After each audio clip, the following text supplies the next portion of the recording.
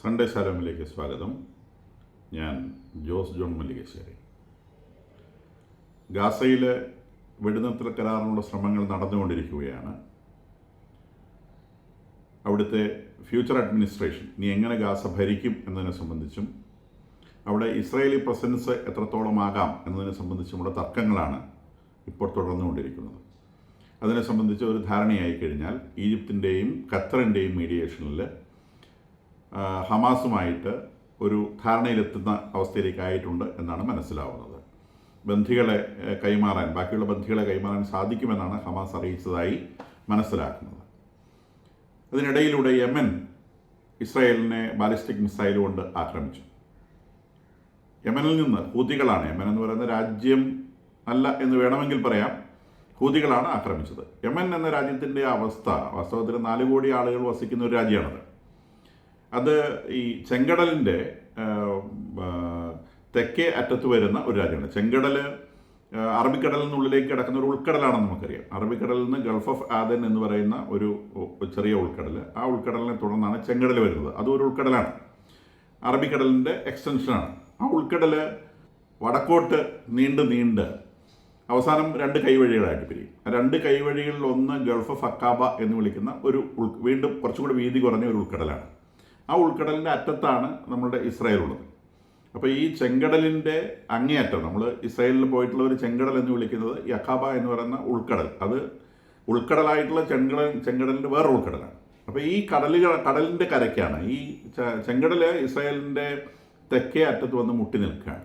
അപ്പോൾ ആ ഇസ്രായേലിൻ്റെ തെക്കേ അറ്റത്ത് നിന്ന് തുടങ്ങുന്ന ചെങ്കടലിലൂടെ നിങ്ങൾ സഞ്ചരിക്കുകയാണെങ്കിൽ ഏകദേശം ഒരു 2500 കിലോമീറ്റർ നീളമാണ് ഈ ചെങ്കടലിന് മൊത്തത്തിൽ വരുന്നത്. ഏകദേശം 2000 കിലോമീറ്റർ സഞ്ചരിക്കുമ്പോഴാണ് യമൻ എന്ന് പറയുന്ന രാജ്യത്തിൻ്റെ തീരത്തെത്തുക. അതിൻ്റെ ഈ ഇസ്രായേലിൻ്റെയും യമൻ്റെയും ഇടയിലുള്ളത് സൗദി അറേബ്യയാണ്. സൗദി അറേബ്യയുടെ തീരമാണ് അവിടെ ഉള്ളത്. അപ്പോൾ സൗദി അറേബ്യ കഴിഞ്ഞാൽ പിന്നെ യമൻ. 4 കോടി ജനങ്ങൾ അധിവസിക്കുന്ന രാജ്യമാണിത്. ഇവിടെ ഈ അറബ് സ്പ്രിംഗ് എന്നൊക്കെ പറഞ്ഞൊരു സമരം 2011 എല്ലാ അറേബ്യൻ രാജ്യങ്ങളിലും ഭരണകൂടങ്ങളെ മറിച്ചിടുന്നതിന് വേണ്ടി സമരങ്ങൾ ഉണ്ടാവുകയും പല ഡിക്റ്റേറ്റർഷിപ്പുള്ള രാജ്യങ്ങളിൽ ഭരണകൂടങ്ങളെ മറിച്ചിട്ട് ജനാധിപത്യം വരികയും ചെയ്തൊരു സംവിധാനമുണ്ട്. പക്ഷേ ഈ രാജ്യത്ത് ഇലക്ട് ചെയ്യപ്പെട്ട ഗവൺമെൻറ്റിനെതിരെ ഹൂതികളുടെ നേതൃത്വത്തിൽ സമരം. ഇത് ഹൗതി എന്ന് പറയുന്നത് ശരിക്കും ഒരു ട്രൈബിൻ്റെ പേരാണ്. അവർ ഷിയ വിഭാഗത്തിൽപ്പെടുന്ന ആളുകൾ. അത് ഈ യമൻ്റെ മൊത്തം ജനസംഖ്യയിൽ ഏകദേശം 65% സുന്നികളും 35% ഷിയകളുമാണ്. അപ്പോൾ സുന്നികളായിരുന്നു അവിടെ നിരന്തരമായി ഭരണത്തിലുണ്ടായിരുന്നത്. അപ്പോൾ ശരിക്കും ഇതൊരു ഷിയ സുന്നി പ്രോബ്ലമാണ്. ഇതിൽ ഹൂത്തികൾ ഇറാൻ്റെ ആയുധങ്ങൾ ഉപയോഗിച്ച് മേൽക്കൈ നേടുകയും അങ്ങനെ 2011 ആരംഭിച്ച ഒരു സിവിൽ വാർ പോലത്തെ ഒരു യുദ്ധം അല്ലെങ്കിൽ ഒരു ഇൻറ്റേർണൽ സ്ട്രഗിൾ ഗവൺമെൻറ്റിൻ്റെ ഔട്ട്സ്റ്ററിൽ അവസാനിക്കുകയും അങ്ങനെ 2014 ഈ ഹൂതികൾ ഭരണം പിടിക്കുകയും ചെയ്തു. അപ്പോൾ ഭരണം പിടിച്ചെന്ന് പറയുമ്പോൾ രാജ്യം മൊത്തം അവർക്ക് കിട്ടിയില്ല, എന്നാൽ രാജ്യത്തിൻ്റെ പ്രധാന ഭാഗങ്ങൾ അവരുടെ കയ്യിലായി. അതിൻ്റെ വടക്ക് പടിഞ്ഞാറൻ റീജിയൻ, ജനങ്ങൾ കൂടുതൽ അധിവസിക്കുന്ന റീജിയൻ വടക്ക് പടിഞ്ഞാറൻ റീജിയനാണ്. അതായത് ഈ ചെങ്കടലിൻ്റെ തീരം മുതലുള്ള ഭാഗമാണ്. അപ്പോൾ ചെങ്കടലിൻ്റെ തീരം മുതലുള്ള ഭാഗം ഈ ഹൂതികൾ പിടിച്ചടക്കുകയും ഇപ്പോൾ യമനിലെ ഒരു മോർ ദാൻ 65 to 70% ജനങ്ങളെയും ഇവരാണ് നിയന്ത്രിക്കുന്നത്. ഭൂവിഭാഗത്തിൻ്റെ ഒരു 35% 40% കയ്യിലുണ്ടാവുള്ളൂ. പക്ഷേ ജനങ്ങൾ വസിക്കുന്ന ഭാഗം അതാണ്, അതിനകത്താണ്. ബാക്കി 3/4 മരുഭൂമിയാണ്. അപ്പോൾ ഇതിൽ ഇപ്പോൾ ഒരു ഗവൺമെൻറ് ഈ ഹൂതികളുടെ ഗവൺമെൻറ്റിനെ അന്താരാഷ്ട്ര സമൂഹം അംഗീകരിച്ചിട്ടില്ല. അപ്പോൾ അവിടെ അന്ന് ഇലക്റ്റഡ് ഗവൺമെൻറ് ഉണ്ടായിരുന്നത് ഒരു മൻസൂർ ഹാദി എന്ന് പറയുന്ന ഒരാളുടെ നേതൃത്വത്തിലായിരുന്നു അന്ന് ഗവൺമെൻറ് ഉണ്ടായിരുന്നത്. ആ ഗവൺമെൻറ്റിനെ മറിച്ചിട്ടിട്ടാണ് ഇവർ ഈ യമൻ്റെ ക്യാപിറ്റലായുള്ള സാന എന്ന് പറയുന്ന സ്ഥലം പിടിച്ചടക്കിയിട്ടുള്ളത്. സന എന്നാണ് സ്ഥലത്തിൻ്റെ പേര്, സാന. അത് പിടിച്ചടക്കി 1,60,000 ആളുകൾ അന്ന് ഈ പറയുന്ന ഇൻറ്റേർണൽ സ്ട്രഗിളിൽ കൊല്ലപ്പെട്ടിട്ടുണ്ട്. പക്ഷേ ഇത് ഈ സ്ട്രഗിളിൻ്റെ അവസാന ഭാഗമായപ്പോഴേക്കും യമൻ്റെ ഔദ്യോഗിക പട്ടാളത്തിൻ്റെ നല്ലൊരു വിഭാഗം ഈ റിബൽസിൻ്റെ കൂടെ ചേരുകയും അങ്ങനെ ഗവൺമെൻറ് നിലനിൽപ്പില്ലാതെ ഗവൺമെൻറ് അവിടെ നിന്ന് ഒഴിഞ്ഞു പോവുകയും ചെയ്യേണ്ട സാഹചര്യം വന്നു. തലസ്ഥാനം അവർ പിടിച്ചു, പ്രധാനപ്പെട്ട ജനവാസ കേന്ദ്രങ്ങളൊക്കെ പിടിച്ചു. അത് ഇറാൻ്റെ ഈ പിന്തുണയോടെയാണ് ഇവർ ഇത് ചെയ്തിട്ടുള്ളത്. അപ്പോൾ ഇതിൻ്റെ ഈ ഹൂതികളുടെ ലീഡറായിട്ടുള്ള ആൾ അബു ജിബ്രിൽ എന്ന് വിളിക്കുന്ന വിളിപ്പേരുള്ള ഒരാളാണ്. അയാൾക്ക് വേറെ ഒരു അറബ് നൈബുണ്ട്, എന്നാലും അയാളെ വിളിക്കുന്നത് അബു ജിബ്രിൽ എന്നാണ്. അപ്പോൾ അയാൾ കമാൻഡർ എന്നാണ് സ്വയം വിശേഷിപ്പിക്കുന്നത്. അയാളാണ് ഈ റിബലിഷ് മൂവ്മെൻറ്റിൻ്റെ ലീഡർ. അയാൾ നേതൃത്വം നൽകുന്ന ഒരു ഗവൺമെൻറ്റാണ് ഇപ്പം സന എന്ന് പറയുന്ന യമൻ ക്യാപിറ്റൽ ആസ്ഥാനമാക്കി ഈ രാജ്യത്തെ നിയന്ത്രിക്കുന്നത്. പക്ഷേ അന്താരാഷ്ട്ര സമൂഹം ഇതിനെ അംഗീകരിച്ചിട്ടില്ല. അന്താരാഷ്ട്ര സമൂഹം അംഗീകരിച്ചിട്ടുള്ളത് പ്രസിഡന്റ് ലീഡർഷിപ്പ് കൗൺസിൽ എന്ന് പറയുന്നത്. ഇപ്പം മറ്റേ ഔട്ട്സ്റ്റേഡ് പ്രസിഡന്റ് 2014 ഔട്ട്സ്റ്റേഡ് ആയതാണ്. പിന്നീട് അദ്ദേഹം ഇലക്ട് ചെയ്യപ്പെടുകയൊന്നും ചെയ്യാത്തത് കൊണ്ട് അദ്ദേഹത്തെ ഒഴിവാക്കിയിട്ട് പ്രസിഡന്റ് ലീഡർഷിപ്പ് കൗൺസിൽ എന്ന് പറയുന്ന ഒരു സംവിധാനമുണ്ട്. ആ സംവിധാനം ഞാൻ പറഞ്ഞു, ഇതിൻ്റെ ചെങ്കടൽ ഇങ്ങോട്ട് വരുമ്പോൾ നമ്മൾ ഇസ്രായേലിൻ്റെ ഭാഗത്ത് സഞ്ചരിച്ച് വരികയാണ്, ഗൾഫ് ഓഫ് അക്കാബ, അത് കഴിഞ്ഞ് ബ്രോഡ് ചെങ്കടൽ, ആ ചെങ്കടലിലൂടെ നമ്മൾ സഞ്ചരിച്ച് ഇങ്ങോട്ട് വരികയാണെങ്കിൽ യമൻ്റെ തീരത്തേക്ക് എത്തുന്നു. യമൻ്റെ തീരത്ത് നിന്ന് വീണ്ടും നമ്മൾ അറബിക്കടലിൻ്റെ ഡയറക്ഷനിലേക്ക് എത്തുമ്പം ഈ ചെങ്കടൽ വീണ്ടും കുറച്ച് കിഴക്കോട്ട് വളഞ്ഞിട്ട് വീണ്ടും ഒരു ഉൾക്കടലാണ്. ആ ഉൾക്കടലിൻ്റെ പേര് ഗൾഫ് ഓഫ് ഏദൻ എന്നാണ്. ആ ഗൾഫ് ഓഫ് ഏദൻ കടന്നിട്ടാണ് അറബിക്കടൽ വരുന്നത്. അപ്പോൾ ഈ ഗൾഫ് ഓഫ് ഏദനും ഈ യമൻ്റെ തീരം തന്നെയാണ്. യമൻ ഏകദേശം 2500 കിലോമീറ്റർ കടൽ തീരമുണ്ട്. അപ്പോൾ ഈ തീരത്ത് ഏദൻ എന്ന് പറയുന്ന ഒരു പ്രമുഖമായ പോർട്ടുണ്ട്. അപ്പോൾ ഈ പോർട്ടിനെ ആസ്ഥാനമാക്കിക്കൊണ്ടാണ്, അത് യമൻ്റെ ഇക്കണോമിക് ക്യാപിറ്റലാണ്, ആ പോർട്ടിനെ ആസ്ഥാനമാക്കിക്കൊണ്ടാണ് ഇപ്പോൾ ഈ ഔദ്യോഗിക ഗവൺമെൻറ് ഭരിക്കുന്നത്. അപ്പോൾ ഒരു 60% ഏരിയ അവരുടെ കയ്യിലുണ്ട്. പക്ഷേ ജനസംഖ്യയിൽ ഒരു 35-40% മാത്രമേ ഇവരുടെ നിയന്ത്രണത്തിൽ വരുന്നുള്ളൂ. ആ ഗവൺമെൻറ്റിനെ ഇപ്പം ലീഡ് ചെയ്യുന്ന ആളുടെ പേര് റഷീദ് അൽ അലീമി എന്നാണ്. പക്ഷേ ആ 8 പേരുടെ ഒരു കൗൺസിലാണ്. അത് 8 പേർക്ക് ഒരേ പവറാണ്. അതിൽ ലീഡറായിട്ട് ഇദ്ദേഹത്തെ തിരഞ്ഞെടുത്തിട്ടുണ്ടെന്നേ ഉള്ളൂ. അപ്പോൾ അതാണ് ഈ രാജ്യത്തിൻ്റെ ഇപ്പോഴത്തെ ഒരു അവസ്ഥ. അപ്പോൾ ഈ രാജ്യം, ഈ ഹൗദികൾ, ഇവരെ അന്താരാഷ്ട്ര സമൂഹം ഭീകരവാദികളായിട്ടാണ് കണക്കുകൂട്ടിയിട്ടുള്ളത്. അപ്പോൾ ഈ ഹൗദികൾ നിരന്തരമായിട്ട് ഇസ്രായേലിനെ 64 തവണയാണ് ഇസ്രായേലിനെ ഇവർ ഇതുവരെ ആക്രമിച്ചിട്ടുള്ളത്. ഈ ഹമാസിൻ്റെ പ്രോബ്ലം പറഞ്ഞുകൊണ്ട്, ഗാസയിലെ പ്രശ്നം പറഞ്ഞുകൊണ്ട് 64 തവണ ഒന്നുകിൽ ഡ്രോൺ അയക്കുന്നു, അല്ലെങ്കിൽ ബാലിസ്റ്റിക് മിസൈൽസ് അയക്കുന്നു. അപ്പോൾ ഇന്ന് ഈ തിങ്കളാഴ്ച ഒരു ബാലിസ്റ്റിക് മിസൈൽ അയച്ചു. ആ ബാലിസ്റ്റിക് മിസൈൽ ഇസ്രായേലിൻ്റെ ആകാശത്ത് വെച്ച് തകർക്കപ്പെട്ടെങ്കിലും അതിൻ്റെ ഡെബ്രി താഴെ വീണ് ഒരു സ്കൂളിന് കാര്യമായിട്ട് പരിക്കുപറ്റി. അപ്പോൾ ഇസ്രായേൽ ഇതിന് മുൻപ് 2 തവണ ഇവരെ തിരിച്ച് ആക്രമിച്ചിട്ടുണ്ട്.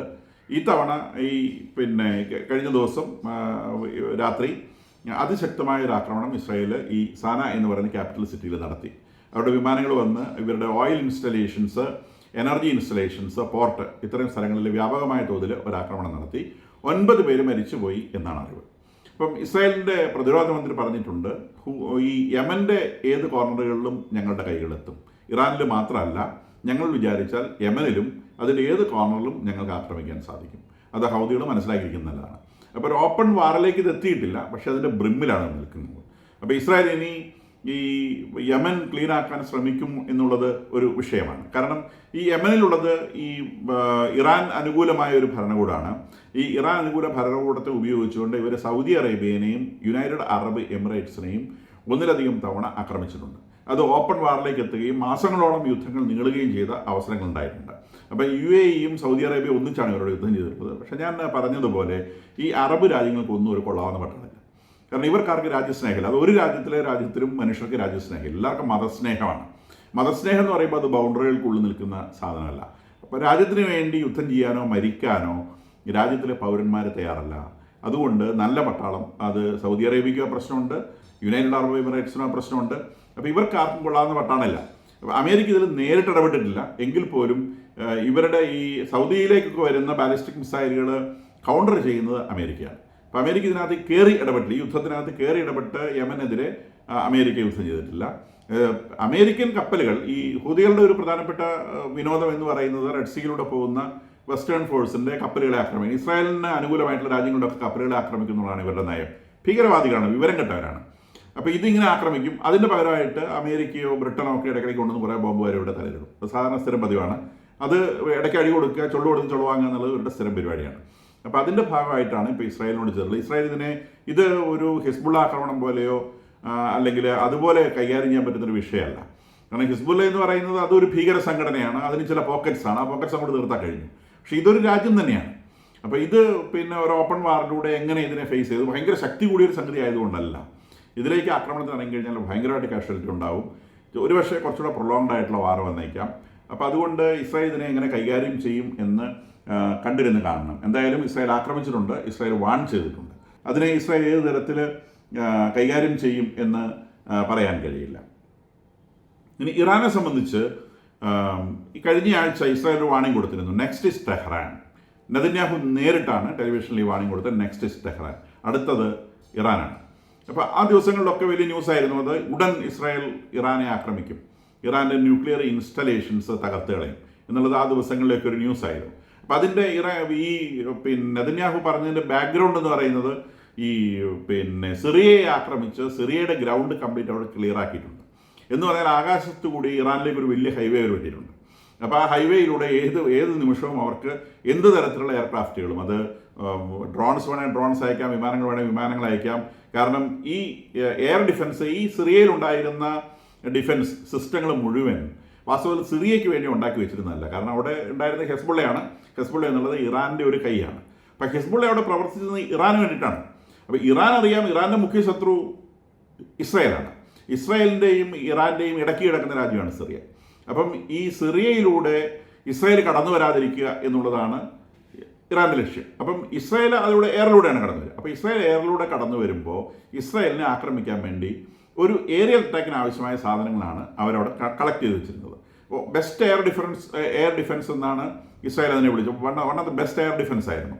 അപ്പോൾ ഇസ്രായേലിൽ നിന്നും ഇറാനിലേക്ക് വിമാനങ്ങൾ പോവുകയാണെങ്കിൽ അതിനെ ചെറുക്കാനുള്ള സർവ്വസന്നാഹങ്ങളുമുള്ള എയർ ഡിഫൻസ് സിറിയയിൽ അവർ ഒരുക്കിയിരുന്നു. അപ്പോൾ കഴിഞ്ഞ ദിവസങ്ങളിൽ ഈ സിറിയൻ ഗവൺമെൻറ് വീണതിന് ശേഷം ഇസ്രായേൽ നടത്തിയ എയർ റെയ്ഡുകളുടെ പ്രാഥമികമായ ലക്ഷ്യം അവിടെ ഇറാൻ ഒരുക്കിയിട്ടുള്ള എയർ ഡിഫൻസുകൾ നശിപ്പിച്ച് കളയുക എന്നുള്ളതാണ്. അപ്പോൾ അവിടെ ത്രൂ ഔട്ട് എൻറ്റയർ ലെങ്ത് ഇങ്ങ് പടിഞ്ഞാറ് മുതൽ കിഴക്ക് വരെ, ആ രാജ്യത്തിൻ്റെ പടിഞ്ഞാറ് മുതൽ കിഴക്ക് വരെ അറേഞ്ച് ചെയ്തിട്ടുള്ള മുഴുവൻ എയർ ഡിഫൻസ് സിസ്റ്റങ്ങളും, അത് റഡാറുകളായിക്കൊള്ളട്ടെ, മിസൈൽ സിസ്റ്റങ്ങളായിക്കൊള്ളട്ടെ, മിസൈൽ ലോഞ്ചിങ് സ്റ്റേഷൻസ് ആയിക്കൊള്ളട്ടെ, മുഴുവനായിട്ടും തകർത്ത് കളഞ്ഞു. എന്ന് പറഞ്ഞാൽ ഇറാൻ ഇപ്പം vulnerable to attack, open to attack. ഇസ്രായേലിന് സുഖമായിട്ട് പറന്നങ്ങോട്ടെത്താം. അപ്പോൾ രണ്ട് രാജ്യങ്ങൾ അടുത്തടുത്ത് ബോർഡറുള്ള ഒരു സാഹചര്യമായി. അപ്പോൾ ഇസ്രായേലിൻ്റെ ബോർഡർ ഇറാൻ്റെ ബോർഡറിനോട് ചേർന്ന് നിൽക്കുന്നത് പോലത്തെ അവസ്ഥയിലേക്ക് എത്തി. അപ്പോൾ ഇസ്രായേൽ ഏത് നിമിഷവും ഇറാനിൽ കയറി വയ്ക്കും. ആ ഒരു സാഹചര്യത്തിലാണ് ഇസ്രായേൽ പറഞ്ഞത് നെക്സ്റ്റ് ഇസ് ടെഹ്റാൻ എന്ന് പറഞ്ഞത്. കാരണം കഴിഞ്ഞു, സിറിയ കഴിഞ്ഞു, ഇനി അടുത്തത് ടെഹ്റാനാണ്. അപ്പോൾ അത് പിന്നെ സ്ട്രാറ്റജിക് ആയിട്ടുള്ള ഒരു സ്റ്റേറ്റ്മെൻറ്റാണ്. എന്തിൻ്റെ ബാക്ക്ഗ്രൗണ്ടിലാണ് ഇത് പറഞ്ഞത്? ഇത് വെറുതെ പറഞ്ഞതല്ല. വാസ്തവത്തിൽ ഇറാൻ ന്യൂക്ലിയർ വെപ്പണിൻ്റെ അടുത്തെത്തിയിട്ടുണ്ട്. കഴിഞ്ഞ ദിവസം റാഫേൽ ഗ്രോസി എന്ന് പറയുന്നത്, അദ്ദേഹം ഇൻ്റർനാഷണൽ ആറ്റോമിക് എനർജി അസോസിയേഷൻ്റെ ഇൻ്റർനാഷണൽ ആറ്റോമിക് എനർജി അസോസിയേഷൻ്റെ പ്രസിഡൻ്റാണ്. ഇവരാണ് പിന്നെ ഈ ഓരോ രാജ്യങ്ങളുടെയും പിന്നെ ബോംബുകളുടെ എണ്ണം, അവരോരുത്തരുടെ കയ്യിൽ എത്രത്തോളം ന്യൂക്ലിയർ വെപ്പൺസ് ഉണ്ട്, ഇത്തരം കണക്കുകളൊക്കെ സൂക്ഷിക്കുന്നവരാണ്. അപ്പോൾ ഏതൊക്കെ രാജ്യങ്ങൾക്കാണ് ന്യൂക്ലിയർ പവർ ഉള്ളത്, ആറ്റമിക് ബോംബുകൾ വെക്കാനുള്ള അധികാരമുള്ളത്, ഇത്തരം കാര്യങ്ങൾ. അപ്പോൾ ഇറാൻ ഇക്കാര്യം 100% ബാൻ ചെയ്തിട്ടുള്ളതാണ്.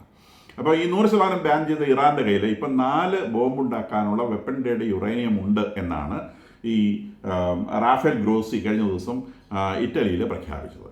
അപ്പോൾ ആ പ്രഖ്യാപനത്തിൻ്റെ ഒരു ബാക്ക്ഗ്രൗണ്ടിലാണ്, ആ പ്രഖ്യാപനത്തെ തുടർന്നാണ് നെതന്യാഹു പറഞ്ഞത് ഇത് പിന്നെ ഞങ്ങൾ അടുത്തത് ടെഹ്റാനെ ആക്രമിക്കും, അവരുടെ ന്യൂക്ലിയർ ഇൻസ്റ്റലേഷൻസ് ആക്രമിക്കും.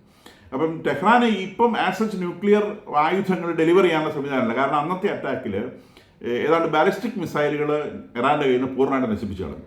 അപ്പോൾ ഈ ന്യൂക്ലിയർ വെപ്പൺസ് സെൻഡ് ചെയ്യാനുള്ള, അയക്കാനുള്ള സംവിധാനങ്ങൾ, അത്തരം മിസൈലുകൾ ഇപ്പോൾ ഇറാൻ്റെ കയ്യിലില്ല. കാരണം അത് അന്ന് ഈ കഴിഞ്ഞ ആക്രമണത്തിൽ ഇസ്രായേൽ അത് പൂർണ്ണമായിട്ട് തകർത്ത് കളഞ്ഞു. അതിന് ലോഞ്ചിങ് സ്റ്റേഷൻസ് തകർത്ത് കളഞ്ഞു, മിസൈലുകൾ തകർത്ത് കളഞ്ഞു, മിസൈലുകൾ ഉണ്ടാക്കാനുള്ള സംവിധാനങ്ങളും തകർത്ത് കളഞ്ഞു. അതുകൊണ്ടാണ് അന്ന് നെതന്യാഹു പറഞ്ഞത് തൽക്കാലത്തേക്ക് ഇറാനെ കൊണ്ട് പ്രശ്നം ഉണ്ടാവില്ല. തൽക്കാലത്തേക്ക് എന്നാണ് അദ്ദേഹം കൃത്യമായിട്ട് ആ വാക്ക് ഉപയോഗിച്ചത്. എന്ന് പറഞ്ഞാൽ ഈ സാധനം അയക്കാനുള്ള സംവിധാനം അവരുടെ കയ്യിലില്ല. അപ്പോൾ അവർ ഈ മിസൈലുകൾ ഇല്ലാത്തത് കൊണ്ടാണ്. അപ്പോൾ ഇവർക്ക് അസച്ച് ഒരു ബോംബ് ഉണ്ടാക്കിയിട്ടില്ല, പക്ഷേ 4 ബോംബ് ഉണ്ടാക്കാനുള്ള സംവിധാനം അവരുടെ ഉണ്ട് എന്നാണ് റാഫേൽ ഗ്രോസി പറയുന്നത്.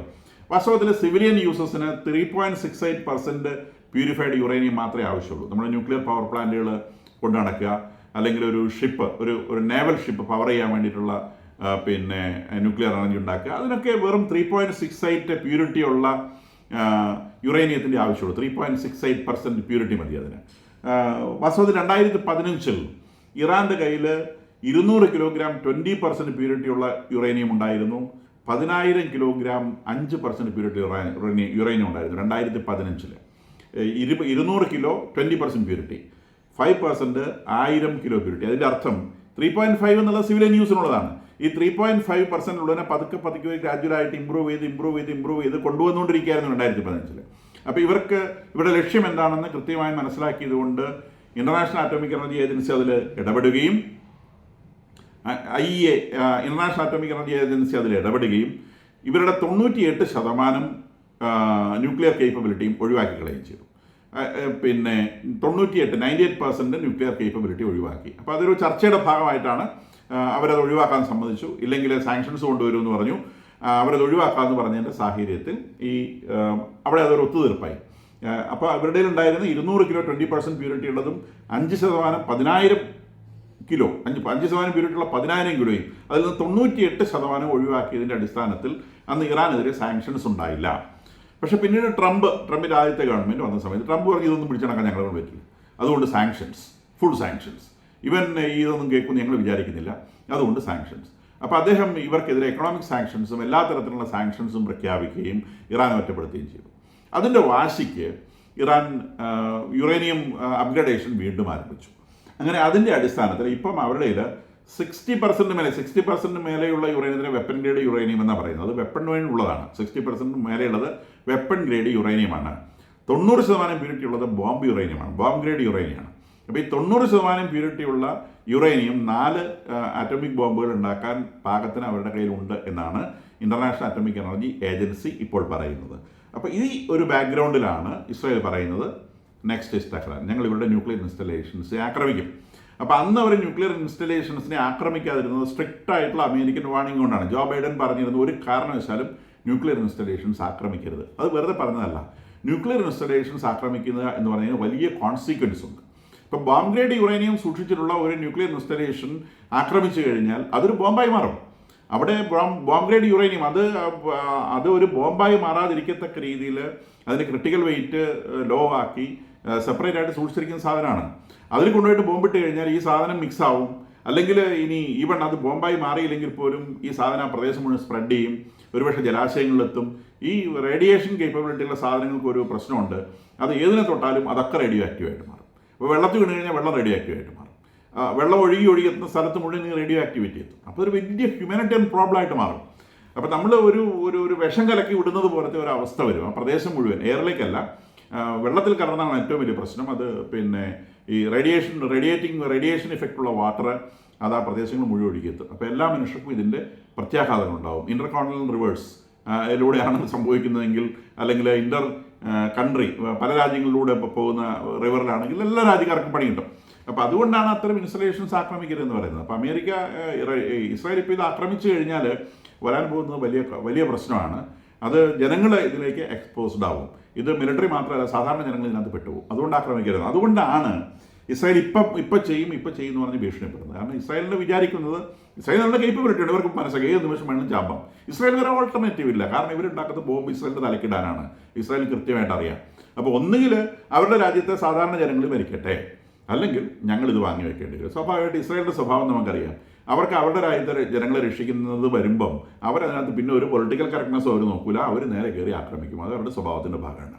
അപ്പോൾ അവർ ഇസ്രായേലിലെ ന്യൂക്ലിയർ ഇൻസ്റ്റലേഷൻസ് ആക്രമിക്കാനൊന്നും അവരൊരു മടിയും കാണിക്കരുത്, എല്ലാവർക്കും അറിയാം. അത് ഇറാനും അറിയാം. അപ്പോൾ ഇറാൻ്റെ ന്യൂക്ലിയർ ഇൻസ്റ്റലേഷൻസ് ഏത് നിമിഷവും ആക്രമിക്കപ്പെടാം എന്ന നിലയിലാണ് ഇപ്പോഴുള്ളത്. അപ്പോഴാണ് ഇറാൻ പതുക്കെ പത്തി താഴ്ത്തുന്നത്. വേണ്ട, ഞങ്ങൾ ഡിസ്കഷൻ വരാം, ഇൻ്റർനാഷണൽ അറ്റോമിക് എനർജി ഏജൻസിയോട് വേണമെങ്കിൽ ഇൻസ്പെക്ട് ചെയ്തോളൂ എന്ന് പറയുന്നത് സാഹചര്യത്തിൽ പറ്റില്ല എന്ന് അവർ പറഞ്ഞിരുന്നു. ഇതുവരെ പറഞ്ഞത് അങ്ങനെ പറ്റില്ല എന്ന് പറഞ്ഞുകൊണ്ട് ഇവർ കുറച്ച് യൂറോപ്യൻ രാജ്യങ്ങളിലൊക്കെ പോയിട്ട് കുറച്ച് ചർച്ചയൊക്കെ നടത്തി ഞങ്ങളിങ്ങനെയൊന്നും ചെയ്യുന്നില്ല എന്ന് പറയുന്നുണ്ടായിരുന്നു. പക്ഷേ ഇൻ്റർനാഷണൽ അറ്റോമിക് എനർജി ഏജൻസിയെ ഇവർ പരിശോധിക്കാൻ അനുവദിച്ചിരുന്നില്ല. പക്ഷേ ഇപ്പോൾ പറയുന്നുണ്ട് വേണമെങ്കിൽ പരിശോധിച്ചോ എന്ന് പറയുന്നുണ്ട്. പരിശോധിക്കുകയാണെങ്കിൽ സ്വാഭാവികമായിട്ട് കണ്ടുപിടിക്കും ഒഴിവാക്കണം എന്ന് പറയും. അപ്പോൾ ഈ പ്രശ്നം തീരും എന്നാണ് അവർ വിചാരിക്കുന്നത്, മറ്റുള്ളവർ വിചാരിക്കുന്നത്. കാരണം ഇസ്രായേൽ ഇത്തരം ഒരു വലിയ ഭീഷണി ഇവരുടെ തലയുടെ മുകളിൽ കൊണ്ടിട്ടാൽ മാത്രമേ ആക്രമിക്കുമെന്ന് പറഞ്ഞാൽ ആക്രമിക്കും. ആ ഒരു സാഹചര്യത്തിൽ മാത്രമേ ഇവർ വഴങ്ങുള്ളൂ എന്നൊരു സ്ഥിതിയാണ്. അതുകൊണ്ട് ഞാൻ വിചാരിക്കുന്നില്ല ഇസ്രായേൽ ഇപ്പോൾ ഇന്നോ നാളെ ഇവരെ കയറി ആക്രമിക്കുമെന്ന് ഞാൻ വിചാരിക്കുന്നില്ല. ഒരു ആക്രമണത്തിൻ്റെ ഒരു ഫേസിൽ കൊണ്ട് നിർത്തിയിട്ട് ഇവരെ കൊണ്ട് ഈ അറ്റോമിക് എനർജി ഏജൻസി ഇടപെടുത്തി ഇവരുടെ ന്യൂക്ലിയർ കേപ്പബിലിറ്റി കട്ട് ചെയ്യുക എന്നുള്ളതാണ് എല്ലാവരും ഉദ്ദേശിക്കുന്ന കാര്യം. അത് നടപ്പാകാനാണ് സാധ്യതയെന്നും ഞാൻ വിചാരിക്കുന്നു. ഇനി ഈ ടർക്കി ഇൻവേഷനിൽ ഈ സിറിയൻ ഇൻവേഷനിൽ വാസ്തവത്തിൽ ടർക്കിനെ US ഇസ്രായേലും കൊണ്ട് ഭംഗിയായിട്ട് പൊട്ടം കളിപ്പിക്കുകയാണ് ചെയ്തത്. അത് റഷ്യയും ഇറാനും ആദ്യം മുതലേ പറയുന്നുണ്ട് ഇത് US ഇസ്രായേലിൻ്റെ കളിയാണ്, നിങ്ങൾ അക്ഷരാർത്ഥത്തിൽ പൊട്ടം കളിക്കുകയാണ്. കാരണം ഇതിനകത്ത് നമ്മൾ നോക്കുമ്പോൾ നമുക്ക് മനസ്സിലാവുന്നത് ഇതിനകത്ത് ആർക്കും നേട്ടം ഉണ്ടായത്. ഈ സംഗതി കൊണ്ട് നേട്ടം ഉണ്ടായത് ഇസ്രായേലിന് മാത്രമാണ്. ടർക്കിക്ക് ഒരു നേട്ടം ഉണ്ടായില്ല, ഒരു പൈസ നേട്ടം ഉണ്ടായില്ലെന്ന് മാത്രമല്ല അടുത്ത സുഹൃത്തായിരുന്ന റഷ്യ ടർക്കിയുടെ വലിയ ശത്രുവായി മാറിച്ചു. അപ്പോൾ ടർക്കിക്ക് വലിയ നഷ്ടം ഉണ്ടായി എന്ന് മാത്രമല്ല ഈ കാര്യത്തിൽ ഇസ്രായേലിന് വലിയ നേട്ടം ഉണ്ടാക്കി കൊടുക്കാൻ, ശത്രുരാജ്യമായ ഇസ്രായേലിന് വലിയ നേട്ടം ഉണ്ടാക്കി കൊടുക്കാൻ ടർക്കിക്ക് സാധിക്കുകയും ചെയ്തു. ഹമാസിനെ ഇപ്പോൾ സഹായിക്കുന്ന ടർക്കിയാന്ന് പറഞ്ഞു. അപ്പോൾ അതിൻ്റെ പേര് ടർക്കിയും ഇസ്രായേലും തമ്മിൽ ഭയങ്കര വിരോധത്തിലാണ്. അപ്പോൾ ഏറ്റവും വലിയ ശത്രുവായ ഇസ്രായേലിന് ഏറ്റവും വലിയ ഉപകാരിയായി മാറിയത് ടർക്കിയാണ്. കാരണം ടർക്കി ബാക്ക് ചെയ്ത ഒരു മുന്നേറ്റം എന്നാണ് ഇതിനെ ലോകം ഐഡൻറ്റിഫൈ ചെയ്തത്. വാസ്തവത്തിൽ നമുക്ക് ഇതിൻ്റെ കഥ നോക്കുമ്പോൾ മനസ്സിലാവും. ഇതിനകത്ത് ടർക്കി സപ്പോർട്ട് ചെയ്ത ഒരു സംഘം ഉണ്ടായിരുന്നു. അത് HTS അല്ല, അതിൻ്റെ പേര് സിറിയൻ നാഷണൽ ആർമി എന്നാണ്. ടർക്കിയുടെ ഇതിനകത്തുള്ള മെയിൻ ഇൻട്രസ്റ്റ് എന്ന് പറയുന്നത് കുർദിസ് ഫോഴ്സുകൾ. കുർദ് എന്ന് പറയുന്നത് ഞാൻ നേരത്തെ വിശദീകരിച്ചിട്ടുണ്ട്. അത് ടർക്കിയിലും പ്രശ്നം ഉണ്ടാക്കുന്ന ഒരു ഗ്രൂപ്പാണ്, ഇവർ സിറിയയിലും പ്രശ്നം ഉണ്ടാക്കുന്ന ഗ്രൂപ്പാണ്. സിറിയയുടെ ഒരു 25 to 30% ലാൻഡ് ഈ കുർദുകളുടെ നിയന്ത്രണത്തിലാണ്. അപ്പോൾ അത് കുർദുകളുടെ ഒരു ശക്തി കേന്ദ്രമാണ്, വേണമെങ്കിൽ കുർദുകളുടെ ഒരു രാജ്യം എന്ന് വിളിക്കാം. അപ്പോൾ അത് ടർക്കിയുടെ തൊട്ട് ചേർന്നാണ് അവരുടെ അതിർത്തി. ഈ ബാക്കി കുർദുകൾ ടർക്കിയിലുണ്ട്, ടർക്കി എന്ന് പറഞ്ഞ രാജ്യത്തുണ്ട്. ഇപ്പോൾ സ്വാഭാവികമായിട്ടും ഇവരുടെ രാജ്യത്തുള്ള കുർദുകളും ഇപ്പോൾ ഈ ഒരു രാജ്യം പോലെ നിൽക്കുന്ന ഈ കുർദുകളും ഒന്നിച്ചു ചേർന്നാൽ അത് തുർക്കിയെ സംബന്ധിച്ച് വലിയൊരു ഭീഷണിയാണ്. അപ്പോൾ അതില്ലാതാക്കുക എന്നുള്ളതാണ് എർദോഗൻ്റെ ഒന്നാമത്തെ താല്പര്യം. രണ്ടാമത്തെ താല്പര്യം 35 ലക്ഷം അഭയാർത്ഥികൾ അവിടെ ഉള്ളതിനെ എങ്ങനെയെങ്കിലും തിരിച്ച് സിറിയയിലേക്ക് അയക്കണം. ഇതിനു വേണ്ടി ഇയാൾ പലതവണ അസാദുമായിട്ട് ചർച്ച ചെയ്തു. അസാദിന് ഈ എർദോഗനോട് വലിയ പുച്ഛമാണ്. അപ്പം അസാദിനോടുള്ള ഒരു പേഴ്സണൽ റൈവലറിയാണ് വാസ്തവത്തിൽ എർദോഗനെ ഇതിന് ഏറ്റവും കൂടുതൽ പ്രേരിപ്പിച്ചത്. കാരണം അസാദ് ഈസ് ആൻ എഡ്യൂക്കേറ്റഡ് മാൻ. ഇയാൾ ഒരു റിലീജിയൻ മെഹദി ആണെന്നൊക്കെ അവകാശപ്പെടുന്ന ആളാണ്. ഈ എർദോഗൻ എന്ന് പറഞ്ഞാൽ മെഹദി എന്ന് പറഞ്ഞാൽ ഈ ഇസ്ലാമിൻ്റെ എന്തോ ഒരു അവതാരം, അങ്ങനെ എന്തോ ഒരു സംഗതിയാണ്. അപ്പം അങ്ങനെയാണ് അയാൾ ഈ ലോകത്തെ മുഴുവൻ ഇസ്ലാമാക്കി മാറ്റാൻ വേണ്ടി ജനിച്ച ആളാണെന്നൊക്കെ അവകാശപ്പെടുന്ന ഒരാളാണ്. അപ്പം അസാദിന് ഇയാളോട് പരമ പുച്ഛമായിരുന്നു. അതുകൊണ്ട് അസാദ് ഇയാളെ ഒരിക്കലും ചർച്ചയ്ക്ക് വിളിച്ചിരുന്നില്ല. അപ്പോൾ ആ ഒരു ദേഷ്യം ഭയങ്കരമായിട്ട് എർദോഗന് അസാദിനോടുണ്ട്. അപ്പോൾ അസാദിനോടുള്ള പേഴ്സണൽ റൈവലറിയാണ് ഇയാളെ അന്ധനാക്കി കളഞ്ഞത്. അപ്പോൾ എങ്ങനെ ഇയാൾ ഈ പറയുന്ന ഫോഴ്സ് SNA ഇയാളെ സപ്പോർട്ട് ചെയ്തു, HTS ഇങ്ങോട്ട് കയറി. വാസ്തവത്തിൽ ഞാൻ മനസ്സിലാക്കുന്നത് സൗദി അറേബ്യ വഴി ഇസ്രായേലുമായി ഈ HTS ഒരു പാക്ട് ഉണ്ടാക്കിയിട്ടുണ്ടാവണം. കാരണം അവരുടെ പ്രോഗ്രസ് അഡ്വാൻസ്മെൻറ്റ് അത്ര ഫാസ്റ്റായിരുന്നു. ആരും വിചാരിച്ചില്ല എത്ര സ്പീഡ്. ടർക്കി പോലും വിചാരിച്ചില്ല. ടർക്കി എർദോഗൻ ഇടയ്ക്ക് പറഞ്ഞു ഇതിൻ്റെ സ്പീഡ് കണ്ട് ഇവർ ഡമാസ്കസ് പിടിച്ചേക്കുമെന്ന് കണ്ടപ്പോൾ അദ്ദേഹം പറഞ്ഞു ഇതിനകത്ത് തീവ്രവാദികളുണ്ട്. അപ്പം ഇയാൾ എന്നെ ആലോചിച്ചിട്ട് അവരെ കയറ്റിവിട്ടത്. അവസാനം ഇയാൾ പറയുന്നത് ഇതിനകത്ത് തീവ്രവാദികളുണ്ട്, തീവ്രവാദികളെ തിരിച്ചറിയണം. അപ്പോൾ അയാൾ വാസ്തവത്തിൽ ഇത് മറിച്ചിടാനല്ല ഉദ്ദേശിച്ചത്, ഒരു പ്രശ്നം ഉണ്ടാക്കാനേ ഉദ്ദേശിച്ചിരുന്നുള്ളൂ. ഇയാൾക്ക് വേണ്ടത് ആ കുർദ് ശൈലിയെ ഇല്ലാതാക്കുക എന്നുള്ളതായിരുന്നു. പക്ഷേ ഇവർ വളരെ വേഗം അഡ്വാൻസ് ചെയ്ത്. അപ്പം ഇങ്ങനെ ഇത്ര വേഗം ഒരു ഫോഴ്സിന് അഡ്വാൻസ് ചെയ്യണമെങ്കിൽ നിശ്ചയമായും ആകാശത്ത് നിന്നുള്ള സർവീലിയൻസ് ആവശ്യമാണ്. ആകാശത്ത് നോക്കിയിട്ട് സിറിയൻ ഫോഴ്സുകൾ എവിടെയാണ് കോൺസെൻട്രേറ്റ് ചെയ്തിട്ടുള്ളത്, സിറിയൻ ഫോഴ്സുകൾ ഏത് ഭാഗത്ത് നിന്ന് ആക്രമിച്ചാലാണ് അവരെ പായിക്കാൻ കഴിയുക, ഇത്തരം ഇൻഫർമേഷൻ മുഴുവൻ ആകാശത്ത് നോക്കിയാലേ കിട്ടുള്ളൂ. ഇത് ആകാശത്ത് കിട്ടുന്ന ആര് കൊടുക്കും? നിശ്ചയമായും ഇത് മൊസാദ് ചോർത്തി കൊടുത്തിട്ടുണ്ടാവണം. അപ്പോൾ മൊസാദും ഈ റിബൽ ഫോഴ്സിൻ്റെ നേതാവായിട്ടുള്ള ജുലാനിയും തമ്മിലൊരു പാക്ട് ഉണ്ടായിരുന്നു എന്ന് വേണം വിചാരിക്കാൻ. അപ്പോൾ അവർ ആകാശത്ത് നിന്നും ഇയാൾക്ക് കൃത്യമായ ഇൻഫർമേഷൻസ് കൊടുക്കുകയും ആ ഇൻഫർമേഷൻ അനുസരിച്ച് ഇവർ കൃത്യമായ ട്രാക്കുകളുടെ മുന്നേറി 4-5 മുന്നണികളാണ് അവർക്കുണ്ടായത്, യുദ്ധമുന്നണികളാണ്. വലിയ രാജ്യമാണ്, വലിയ രാജ്യം. അതിനെ കീഴടക്കണമെങ്കിൽ ഒരു ചുമ്മാ അങ്ങോട്ട് കയറി വന്നാലൊന്നും കീഴടക്കാൻ പറ്റില്ല. നമ്മുടെ ജാഥ നയിച്ച് പോകുന്ന പരിപാടിയല്ല ഇത് യുദ്ധം ചെയ്ത് കീഴടക്കുന്ന പരിപാടിയാണ്. അപ്പോൾ അതിനിടയിലുള്ള ഞാൻ നേരത്തെ സൂചിപ്പിച്ചതുപോലെ ഈ സിറിയയുടെ കയ്യിലുള്ള ആയുധങ്ങൾ മുഴുവൻ ഇസ്രായേലിനെതിരെ പ്രയോഗിക്കാൻ പറ്റിയ ആയുധങ്ങളാണ്. അതായത് അവരുടെയിലുള്ളത് മിസൈലുകൾ, പിന്നെ ബാലിസ്റ്റിക് മിസൈലുകൾ, എയർ ഡിഫൻസ് സിസ്റ്റങ്ങൾ, റഡാറുകൾ, ഇതുവരെ ഉപയോഗിച്ച് ഇങ്ങനത്തെ ഒരു യുദ്ധത്തിനെ ഒപ്പോസ് ചെയ്യാൻ പറ്റില്ല. അതിന് ഗ്രൗണ്ട് ഫോഴ്സ് വേണം. ഇവർക്ക് ഗ്രൗണ്ട് ഫോഴ്സ് ഇല്ല. കാരണം ഇവർ അയൽരാജ്യങ്ങളുമായിട്ട് യുദ്ധം ചെയ്യാൻ അശേഷം പ്രിപ്പയർഡ് ആയിരുന്നില്ല. അപ്പോൾ ഒരു അയൽരാജ്യത്തോട് യുദ്ധം ചെയ്യാനുള്ള പ്രിപ്പറേഷൻ അതിന് വേണ്ടത് പീരങ്കികളാണ്, ഹോയ്സർ ഗണ്ണുകളാണ്, പിന്നെ ഈ ടെലസ്കോപ്പുകളും അങ്ങനത്തെ സംവിധാനങ്ങളുമാണ്. ഇത്തരം യാതൊരു സംവിധാനം ഇവരുടെയാണ്. കുറേ പഴകിയ തുരുമ്പ് പിടിച്ച ടാങ്കുകൾ, പിന്നെ ആകെ ഇടുന്ന മെഷീൻ ഗൺ എന്ന് പറഞ്ഞാൽ ഫേസ് ടു ഫേസ് വെടിവെക്കുന്ന സാധനമാണ്. അത് അവിടെ അറബ് പ്രദേശം എല്ലാവരുടെ പോക്കറ്റിലും കിടക്കുന്ന ഒരു സാധനമാണ്, എല്ലാ തീവ്രവാദിക്കും ഉണ്ട് ഈ സാധനം.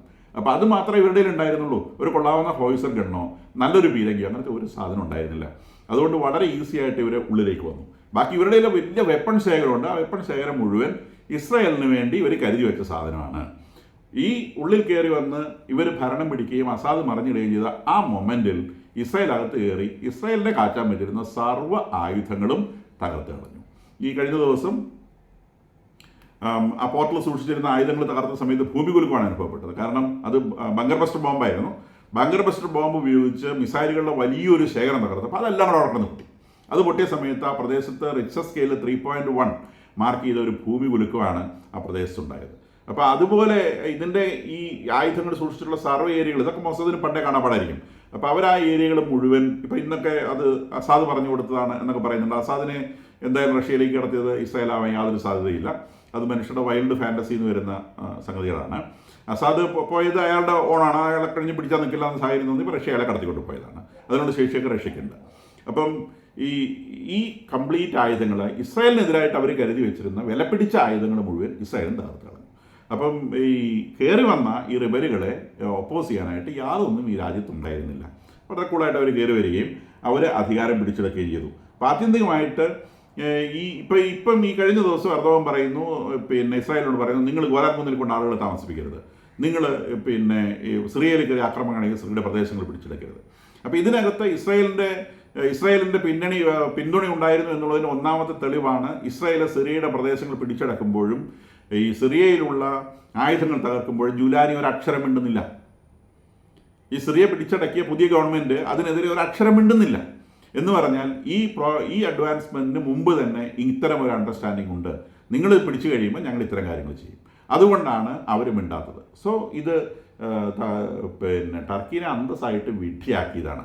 ടർക്കി ഇതിനകത്ത് പൊട്ടം കളിച്ചതാണ്. അപ്പോൾ അവർ കയറി വന്ന് അവരുടെ കാര്യങ്ങൾ സാധിച്ചെടുത്തു. അപ്പോൾ ടർക്കി ഇപ്പം ഇസ്രായേലിനെ മീശ വിളിച്ച് കാണിക്കുന്നു, നിങ്ങൾ ഗോലാൻ കുന്നുകൾ പിന്നെ അവിടെ ആളുകളെ അധിവസിപ്പിക്കരുത്, ഇങ്ങനത്തെ കാര്യങ്ങൾ പറയുന്നുണ്ട്. അപ്പം ഇസ്രായേൽ പറഞ്ഞു, നിങ്ങൾക്കിത് പറയാൻ യാതൊരു കാര്യമില്ല, കാരണം സിറിയയുടെ 15% പ്രദേശം തുർക്കി പിടിച്ചടക്ക് കയ്യിൽ വെച്ചിട്ടുണ്ട്. അവിടെ തുർക്കി കറൻസിയാണ് ഉപയോഗിക്കുന്നത്. അവിടെ തുർക്കി ബാങ്കുകളുടെ ബ്രാഞ്ചുകളുണ്ട്. അവിടുത്തെ പോസ്റ്റൽ സർവീസ് നടത്തുന്നത് തുർക്കിയാണ്. അപ്പം ആ തുർക്കിയാണ് ഇസ്രായേലിനോട് പറയുന്നത്, നിങ്ങൾ സിറിയയുടെ ഭൂമിയിലേക്ക് കയറരുത്, സിറിയയുടെ ഭൂമിയിൽ ഞങ്ങൾ കയറും, പക്ഷേ നിങ്ങൾ കയറരുത്. അപ്പോൾ ഇസ്രായേൽ പറഞ്ഞു, നീ അതൊന്നും പറയണ്ട, അവിടെ ഉണ്ടായിരുന്നാൽ മതി, ഞങ്ങളുടെ കാര്യം ഞങ്ങൾ നോക്കിക്കൊള്ളാം. അപ്പോൾ അവർ പറയുന്നത്, അവർ കൈയടക്കി വെച്ചിട്ടുള്ള പ്രദേശങ്ങളിൽ ഗോലാൻ ഹൈറ്റ്സും ഈ സിനായി പിന്നെ മൗണ്ട് ഹെർമോൺ അവർ താൽക്കാലികമായിട്ട് പിടിച്ചു വെച്ചു എന്നാണ് പറയുന്നത്. ഈ മൗണ്ട് ഹെർമോണിൽ കഴിഞ്ഞ ദിവസം ഇസ്രായേൽ പ്രധാനമന്ത്രി പോയിരുന്നു.